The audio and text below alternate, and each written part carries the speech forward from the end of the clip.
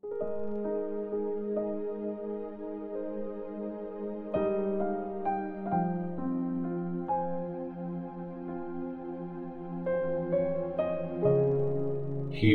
chapter 5. Pinipili ang bawat high priest mula sa mga tao at ina-appoint siyang mag-serve sa Diyos para sa mga tao.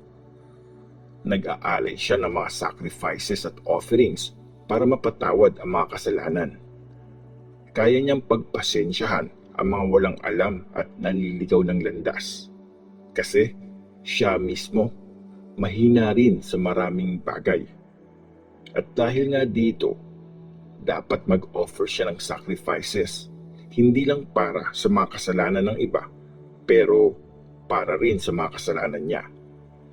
Hindi lang basta vinovolunteer ang sarili para makuha ang honor ng pagiging high priest. Ang Diyos ang tumatawag sa kanya, gaya ng pagpili kay Aaron. Si Christ din, hindi siya ang nagtaas sa sarili niya para maging high priest. Ang Diyos ang nagsabi sa kanya, "Ikaw ang anak ko. Ngayon, naging tatay mo ako." At sinabi rin ng Diyos sa ibang part ng Scripture, "Isa kang priest magpakailanman, kagaya ng pagiging priest ni Melchizedek."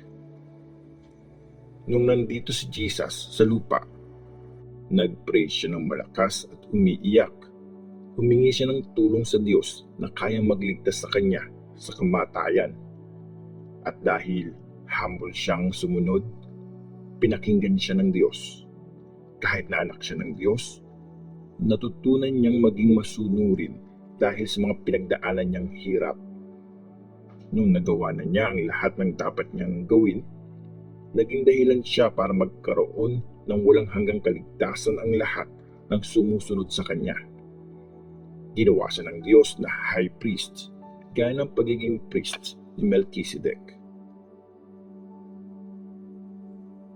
Warning sa mga tumatalikod sa faith.